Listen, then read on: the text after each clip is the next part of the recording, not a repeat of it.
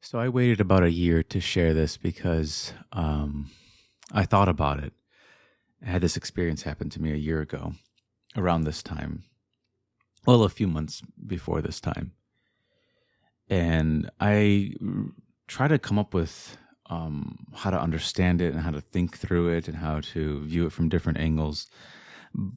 And I could try to deliver that, but I just figured, why don't I just share what happened and take what you will from it instead of just trying to like go down all these different avenues of thought.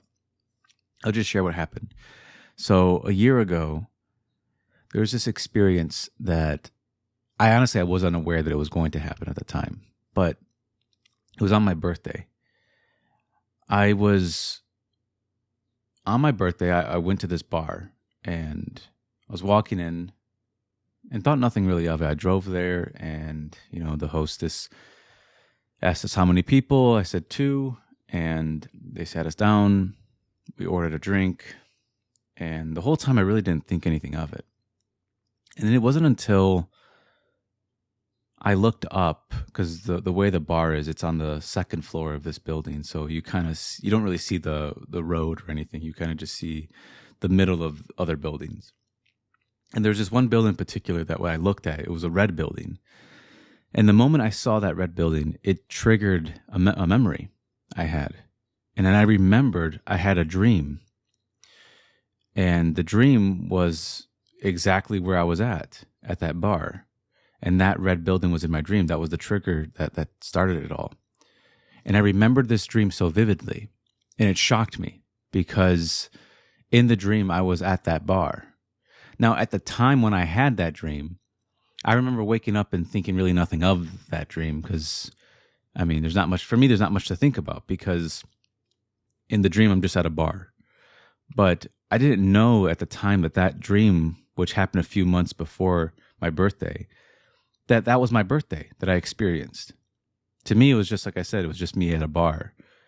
But once I went across the bridge of incidences, I went across that bridge, I experienced that dream on my birthday. And then I really had to sit there and realize that I experienced my birthday 2 months before it happened. And I experienced it in me, inside of me. At the time, I was unaware, again, that it was my birthday, so I thought nothing of it. It's not like there was any sign in the dream. It's not like there was a birthday cake or anything like that. It was just, like I said, it was very, like maybe 5 minutes of me just kind of sitting down, looking up, seeing that red building. And in the dream, that's what I did. And then in real life, and here, what we call real life, waking life, I did the exact same thing. And so I experienced my birthday inside of me 2 months prior to it happening. And the entire time, I didn't know I was walking down that bridge towards that. Everything I did, it seemed like it didn't matter. It was going to lead up to that event anyways. Now, I've thought about this for about a year now because it was such a shocking feeling. And it wasn't something I set out to do. It just sort of, it was just like a night dream that came upon me, like any other night dream. What I thought was interesting, though, was that from the time of that dream to the realization of it, it all just sort of worked its way out. It's like I went down certain paths and routes. I thought certain things, and yet all those things that I did, these little micro things, led up to this point. And I had no clue that I was on track of experiencing something outside of me that already happened in me 2 months prior. And it's just something to think about, that this imagination of mine went beyond and experienced my birthday months before it happened. It already knew what was going to happen. It showed me, and I experienced it. That's why I had the feeling. It wasn't even like deja vu. It was just like this. It's just like whenever you hear something, it triggers a memory of a dream. It was the exact same thing, but this was very strong because it triggered it the moment I saw that building. And so you take what you will from that I guess I just want to share what happened because it'd be better to share that than try to come up with all of these theories. So I can just say without speculating it is that I experienced my birthday months before it happened. And my imagination or the dreamer in me showed me that it goes beyond this realm of time. It really proved that to me. I mean, well, how else? I mean, it was just, I experienced that. So it's not like again, I'm not, as Neville said, like he always said, I'm not speculating, but he wasn't. And I'm not either. I'm not speculating this. I'm being as genuine as I can be. And my genuine experience is that I had something happen that at the time I didn't know was my birthday. And I experienced my birthday months before it happened. And so my imagination went beyond time. It went beyond my reason, because reason tells me that my birthday's 2 months from now. Time tells me it's 2 months away. And I was told, anything could happen in between that time that could deter me from experiencing it, but that's not what happened. I was shown exactly what would happen. At the time, I do wish I would have known that was my birthday when I had the dream, but I was just unaware of that. And so what this tells me is that our imagination is far greater than I gave it credit for. I've always known that it can go beyond time. It can go beyond the dimension of this world.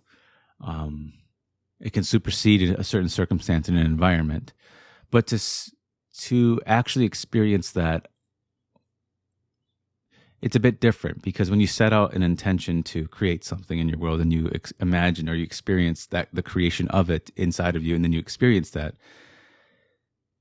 feels slightly different than what I experience, where I wasn't really trying to do that. And yet it came about. And that really, this whole experience from last year really pushes me to really believe in what I'm imagining. That if you treat your imagination like it's phony or it's just made up, then that is how you're going to treat your whole life, because what you're imagining is really correlated with your life. It's almost like you're calling yourself phony, because you are one with imagination and you can't really deny it, because your imagination is reflecting the depths. It's mirroring the depths of what you believe yourself to be.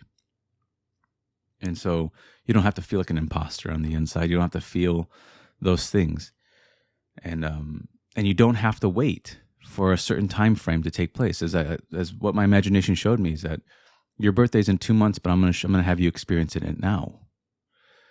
And I did, and it came about. And so for me personally, this experience confirms really what was once speculation, is that my imagination can show me something before it happens.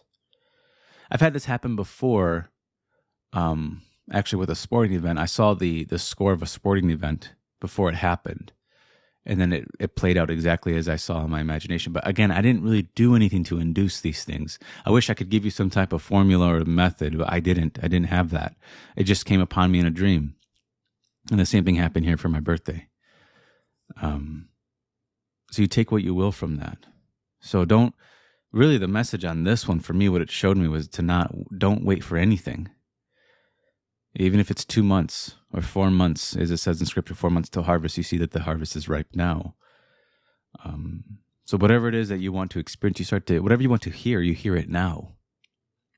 Whatever it is you want to start doing, you do it now. Go beyond your reason. It's not really needed in imagination. Imagination doesn't rely on that. Faith doesn't really rely on other people believing in it, and it doesn't really rely on the circumstance being perfect. It doesn't rely on any of that. Your faith won't rely on you being perfect either. It's the moment you imagine something, can you believe in it? Can you put your trust in it as if it's the only reality? There's not two gods here, right? There's not two causes. Can you believe in that? Can you accept that? Because if you create another god, you're going to create a devil. And you're going to have a bunch of these false gods everywhere. And you're going to be very, very lost in life. Because there's only one way, we're told. And it says, I am the way. Now, if you have a different god named something else, you are not following the right way. You're going to wander and be lost. And that's again, that seems strange, but when you start to go down that path, and you'll see it's true, that most of the confusion comes from believing in these false gods, thinking that they're the cause. So people look to the stars. They look to all these things to believe instead of just putting their faith in I am. So if you don't pray to something you don't know, don't hope for something you don't know, pray to the God whose name is I am. And so you claim to be something and watch it come to pass. Now you do it in the now. And that's really what I took away from this dream, is that inside of ourselves, time doesn't seem to be an obstacle. But okay, I'm going to end this one here.